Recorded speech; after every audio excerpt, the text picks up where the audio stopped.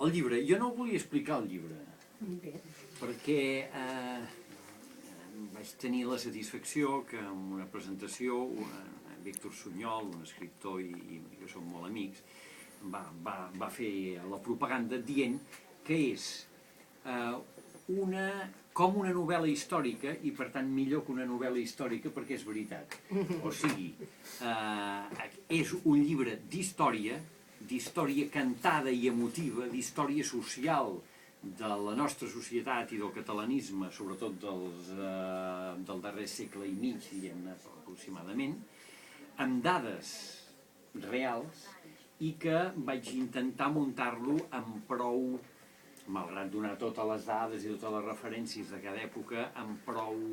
intensitat i fins i tot amb algunes anades i vingudes endavant i endarrere de la història, perquè es creés una mica de ganes de llegir-lo i una mica de tensió també, no només donar dades una darrere l'altra, sinó crear una certa tensió amb les dades.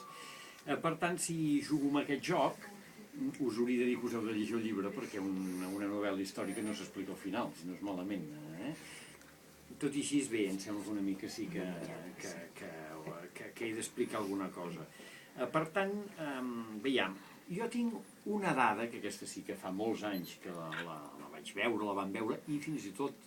poder no de la manera que l'he plantejada jo, però que sortia fins i tot editada en altres llibres, que és el fet que la cançó que ha esdevingut himne nacional, Els Segadors, tenia vincles i tenia un origen vinculat amb una cançó de temàtica eròtica. Això ja ho va dir La Vanguardia de l'any 1892, quan va sortir el llibre, que ara en parlaré una mica, de composicions de Francesc Alió, que deia, n'hi ha una de molt bona, Los Segadors, que, ho deia en castellà evidentment, que diu que la melodia prové d'una cançó obscena de la Plana de Vic, però bé, el senyor Alió ja l'ha sabut de muntar prou bé perquè oblidem aquest origen de la melodia. Per tant,